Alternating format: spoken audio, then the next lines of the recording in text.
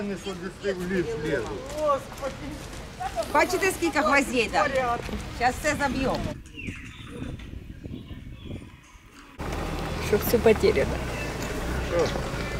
Давай перекур. Провалилась с 4-го этажа по 2-й. Ни потолка, ни пола. Ничего нет. Что можно говорить? Видите, те хоть там, видите, окна, двери, это чепуха все. А у нас вообще ничего не осталось. Угу. Что такое? Они как раз на улице все были. Угу. Да, женщина там в больнице у нас в Днепропетровске лежит тяжелая. По голове ранила ее. И мальчик над нами был дома с папой. Ну, папу ничего, а мальчик лежит уже в Днепре. У него там что-то с рукой. Я смотрю вчера в этом телефоне, и что-то с лицом, видать, стукнуло. Вытащили, короче, уже когда вот это все произошло. С 5-го подъезда. Муж и жена. Угу. Вчора похоронили. Це готель «Дружба» у Покровську на Донеччині. Тут ми неодноразово жили, коли знімали «Фронт поряд». Тут також завжди було багато журналістів. Сюди приїжджали до військовослужбовців їхні дружини із малесенькими дітьми. Це був готель, де жили цивільні постійно. На момент влучання російського «Іскандеру» сюди він був порожнім. Його відселили після того, що сталося напередодні у Краматорську. Але все одно 9 загиблих і 99, рекордних 99 травмованих людей. Це вже не перший теракт за це літо. І загалом виглядає так, що росіяни повернулися до терористичних методів, ті, які вони використовували минулого літа, коли обстрілювали торгівельні центри і масові скупчення людей. Адже в дні, коли ми тут знімаємо про теракт у Покровську, росіяни поцілили у готель в Запоріжжі. Також трохи більше як місяць до цього вони поцілили теж «Іскандером» у абсолютно повний відвідувачів заклад громадського харчування, піцерію у Краматорську. На момент прильоту в дом 147 я находился дома. После того, как услышал громкий взрыв, переждал где-то ориентировочно минут 30, и потом мы с братом поехали на место событий для того, чтобы оценить степень разрушения и понимать, какое количество материалов и какое количество людей будет необходимо для устранения последствий прилета. Приехав сюда, пошли, увидели вот такую картину ужасную. Люди, естественно, все уже бегали, находились не в адекватном состоянии, не понимали, что происходит. Мы решили зайти посмотреть, что происходит во дворе более дальнего дома. И на момент, когда уже я начал заходить в проулочек, услышал громкий звук полета ракеты. Ну и немного не успел сориентироваться и лечь на землю, когда прилетела вторая ракета в гостиницу «Дружба». И взрывной волной посекло мне немного голову. Была здесь шишка, может, там и осталось, видно. Да. Я находился на момент прилета второй ракеты между зданиями гостиницы и жилого дома. Ракета прилетела в угол гостиницы. Уламки долетіли сюда. Ну, скажем так, здесь были уже мелкие камушки. Но, тем не менее, я так подозреваю, легкая контузия у меня была, потому что после прилета второй ракеты уже все начинал помнить отрывками. И точно так же отрывками я оказался дома. Полную картину, как я действовал дальше, как я встал и что происходило, я не помню.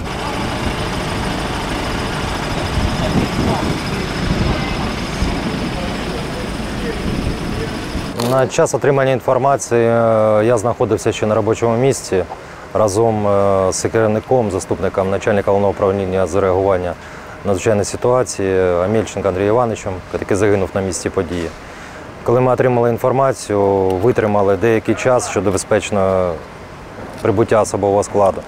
Але з нагодою через 10 хвилин вже особовий склад був направлений на місце події разом з мобільною оперативною групою на чолі Амельченка Андрія Івановича. По прибуттю було встановлено, що відбулося руйнування 5-го поверху житлового будинку, йде задимлення з 4-го поверху, люди потребують допомоги, було дуже багато поранених біля будинку, на проїзній частині. Вже надавалась допомога парамедиками поліції, медиками, які прибули на місці події. Після прибуття наших підрозділів ми розгорнули рятувальну операцію. На 4-му поверсі з фасадної частини будівлі, це ось тут, на 4-му поверсі, вже були врятовані нашими співробітниками 3 особи, це 2 чоловіка, 1 жінка. Була встановлена автодрабина і проводилися евакуаційні заходи. З тильної частини була інформація, що на 4-му поверсі під завалами знаходиться чоловік, притомний. Там якраз на час отримання інформації відбулася пожежа. Тобто з фасадної частини ще 3-4 чоловіка виконували завдання щодо гасіння пожежі, і на під'їзді було вже рятувальне відділення, яке спеціалізовано під виконання завдань щодо рятування людей для рятування його з-під завалу. Але на приблизно 19:45-19:50 ми отримали інформацію о тому, що можливий повторний обстріл. Були надана всім інформація службам цивільного захисту, які знаходились на місці, для того, щоб мінімізувати особовий склад, який знаходився на місці події. Це і цивільний, і національна поліція, і медична служба. Тобто всі заходи щодо мінімізації особового складу були здійснені. Але наша робота вимагає від нас вибирати межу або наше життя, або життя людей, які потребують допомоги. І ця межа цього разу зіграла свою роль. Тобто ми залишилися, я знаходився з цієї сторони, проводив рятувальну операцію по рятуванню 3 осіб з цієї сторони. Полковник Омельченко здійснював з тильної сторони, тобто рятування особи, яка знаходилась там.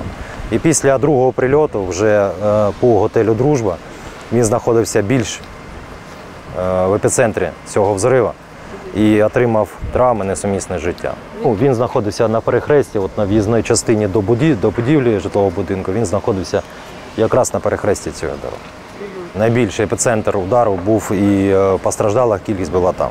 Там знаходились і Національна поліція співробітники, і наші співробітники. Тобто Андрій Іванович загинув, але у нас є і дуже поранені. 5 чоловік, які були поранені під час 2-го обстрілу. Свист, дуже такий свист, металевого свисту слухав і впав на землю.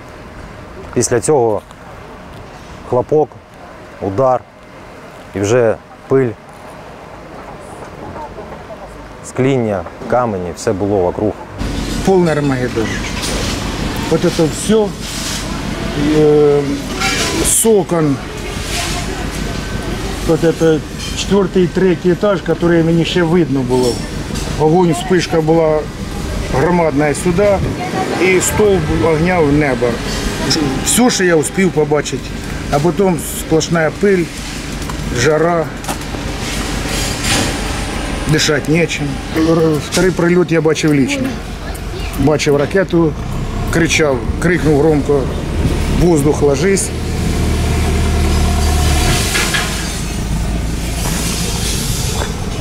Сам упав отут, і поліцейський один отут упав.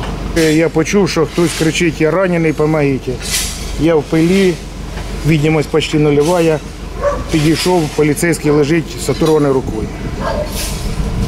Я почав оказувати йому допомогу. Ми йому перетягнули руку, остановили кров. Рядом лежав ще один, вроді як ранений був в живот. Тому вже оказували допомогу другим. Отам бесідка була, 2 бабушки сиділи, гуляли. Бабушки, одна моїх лет. Обе пострадали, і одна вроді насмерть, і муж не видержало серце теж. Отут парень. Машина его стоит побита во дворе, убила. На 1-му этаже на балконе бабушка, як виглядувала во время 2-го прильоту, так і пощена пополам. Біля мене було 5 співробітників, які здійснювали заходи, тобто разом зі мною щодо рятування людей. По-перше, провів розвідку, що з ними. Травмовані, не травмовані, живі, не живі. Після того, як зрозумів, що вони всі живі, не травмовані, один був травмований, незначне осколкове поранення, доставлено його, направлено до лікарні, то одразу в мене було перше відчуття, де знаходиться Андрій Іванович. Він, як і мій керівник, так і мій товариш, ми з 10-го року ми разом. Я почав йому телефонувати на телефон, дзвінки йшли, але відповіді не було. Після цього я повернувся на місце події, де він повинен був керувати, почав його шукати, але на той час знайти не змогли.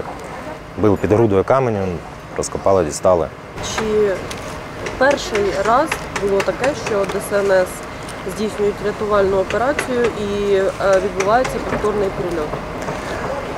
Вже під час роботи з 24.02 це не перший раз, майже постійно. У нас 3 загиблі особи, які попали іменно під другий обстріл. Це перше, це місто Бахмут. Коли виїхали на гасіння пожежі та рятувальну операцію, стався мінометний обстріл і конструктивні елементи з будівлі задавили нашого чоловіка, співробітника. Другий це було Добропільська територіальна громада міста Белівське. Там теж виїхали на місце події, через півгодини стався повторний ракетний обстріл і одна особа загинула, одна була травмована. Це кожного дня, кожного виїзду, особливо на лінії зіткнення. Мета ворога, на мою думку, по-перше, це привести в паніку цивільне населення, тобто знищити службу порятунку, медичну, національну поліцію, тобто зменшити людей, які могли б надати допомогу особовому цивільному населенню. Вони здійснюють повторні обстріли місць, тобто вони витримують деякий час для того, щоб спеціалізовані служби зібралися на місці події максимально, то, що можливо зібрати, і здійснюють повторний обстріл. Коли завдається атака по цивільному об'єкту, зрозуміло, що в умовах навіть війни туди видвигається певна кількість людей. Це рятувальники, це медики, це поліція, прокуратура, в залежності, хто фіксує в цьому регіоні. І давай так, категорія зівак. Тобто люди, яким цікаво подивитися, що тут сталося. Так от, коли йде атака, а потім через певний час повторна атака йде в цю ж локацію, знаючи, що там буде велика кількість людей, ми можемо говорити про умисел на не просто завдання шкоди об'єкту, а фактично умисел і завдання шкоди людям. А якщо дуже так узагальнити, то можливо навіть умисне вбивство цих людей. Розуміючи, що там будуть цивільні, бо ті ж медики, ДСНСники, це люди, які виїхали на ліквідацію наслідків. І ти б'єш по них, а вони не мають жодного відношення до війни, як активної сторони, то це фактично умисел на їхнє вбивство. Окрім того, що ми будемо говорити про руйнування цивільного об'єкту, ми можемо говорити безпосередньо і про спробу вбивства. А по деяких людях, на жаль, і вони загинули, тобто фактично вбивство відбулося. Уважаемые, уйдите, пожалуйста, отсюда туда дальше. Уходим. Я перепрошую, що ви маєте на увазі? Информация есть по повтору. Уходим, отсюда уходим.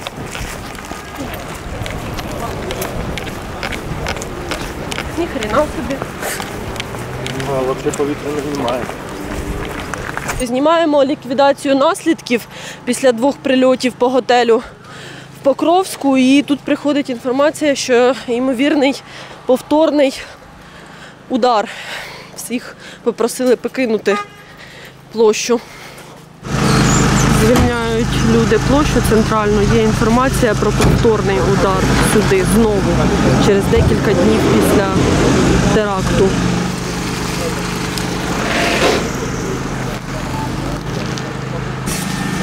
Идем. Куда можно? Давай туда, либо вообще отходить.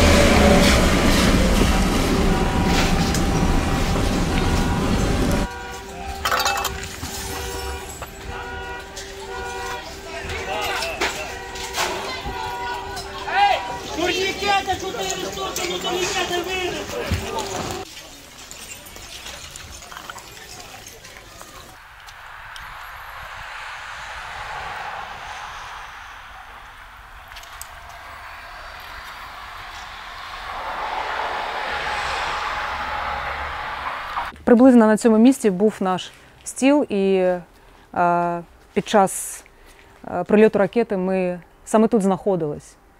Ми вже майже підіймалися, щоб йти, тому що ми вже отримали рахунок, сплатили, і вже майже підіймалися, і стався вибух. А це Рія Піцца у Краматорську, точніше те, що залишилось від закладу. А до теракту росіян ми тут часто вечеряли після важкого робочого дня, десь або на фронті, або у прифронтових місцях поблизу. Тут теж дійсно завжди було багато журналістів, українських, іноземних. Тут були волонтери, тут, звісно ж, були і місцеві, тут були і військові, бо це прифронтове місто. Вони теж приходили сюди повечеряти.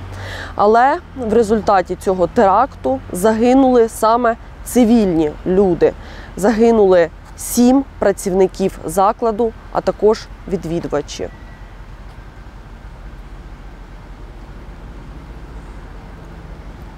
Коли я розмовляю зі своїми друзями, які там мешкають у сусідньому тут районі, вони казали, що вибух був дуже такий потужний, по-перше, а по-друге, вони чули, як летить ракета.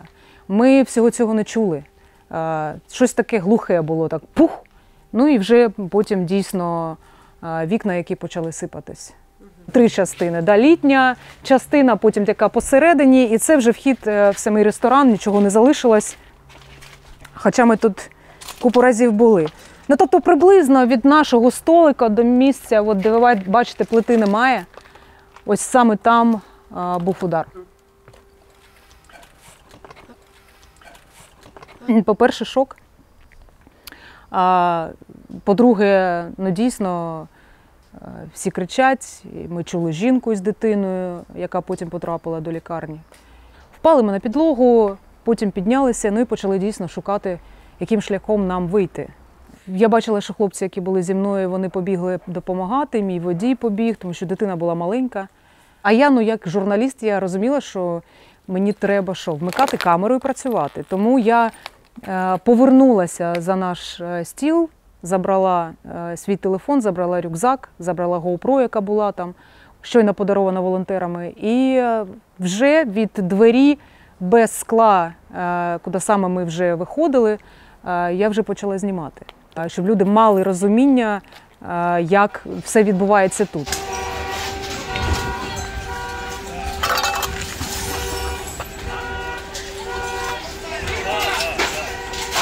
Дуже багато розмов про те, що тут одні військові відпочивають. Я хочу сказати, що тут була купа звичайних людей, сім'ї з дітьми.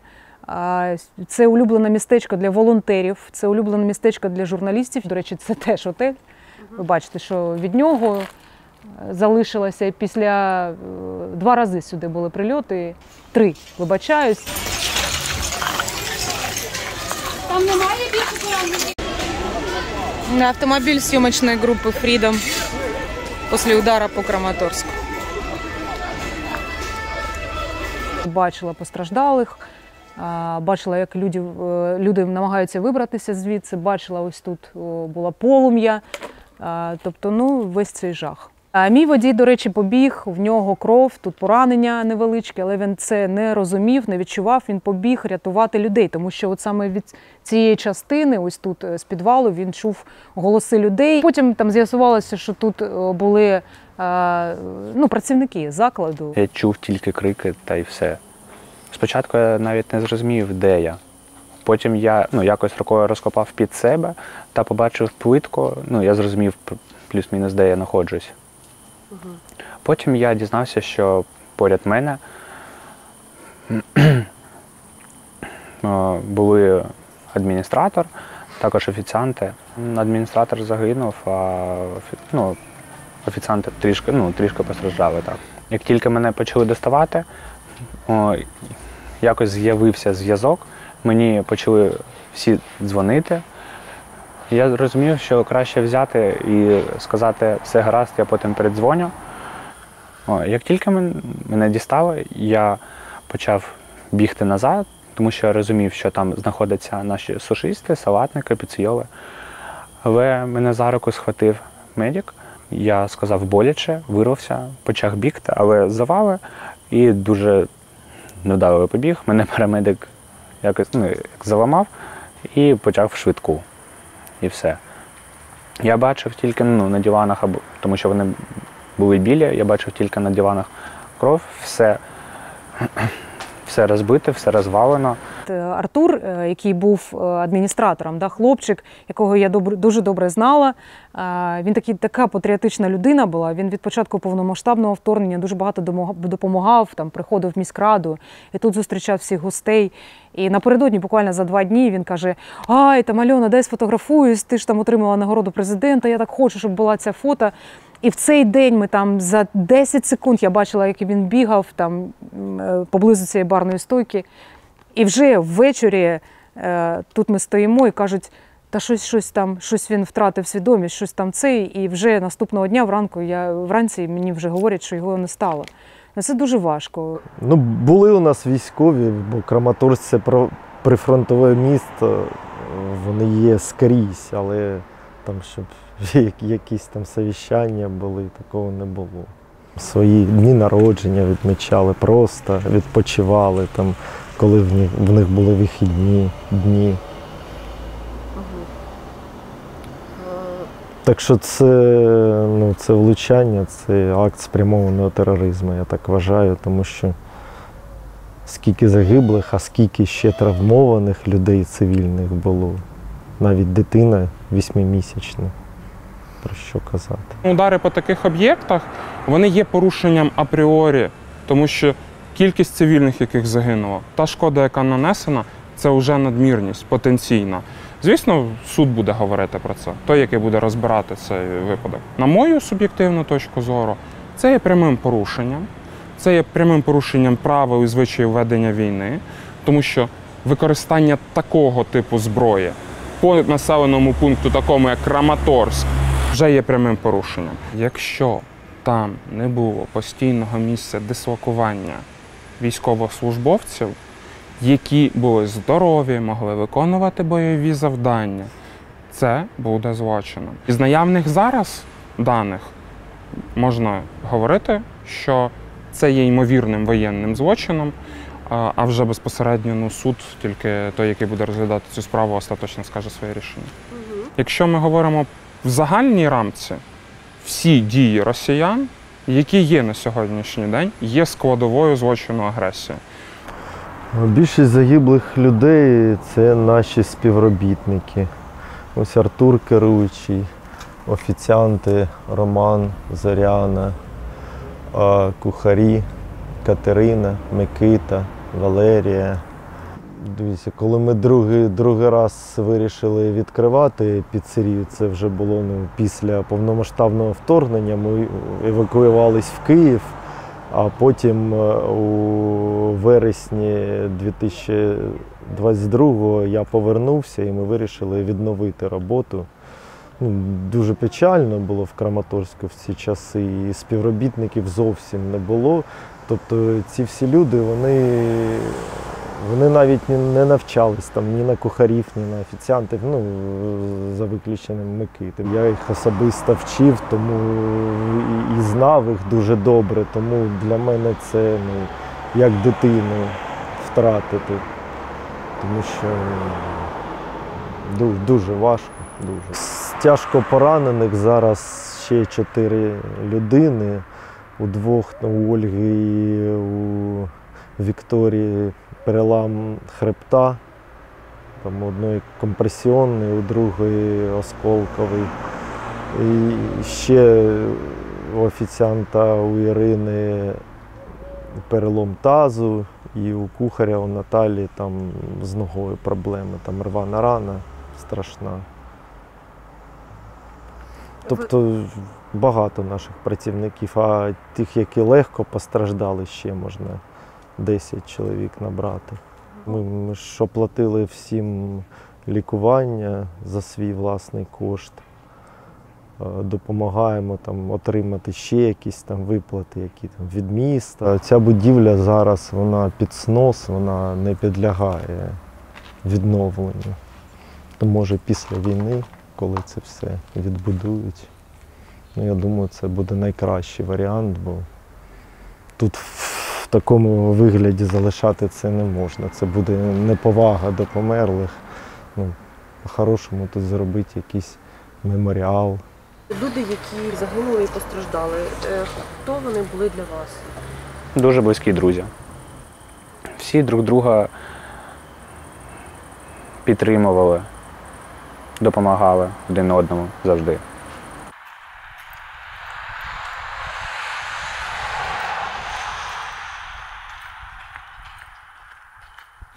Что мы вам сделали? Что вы к нам пристали?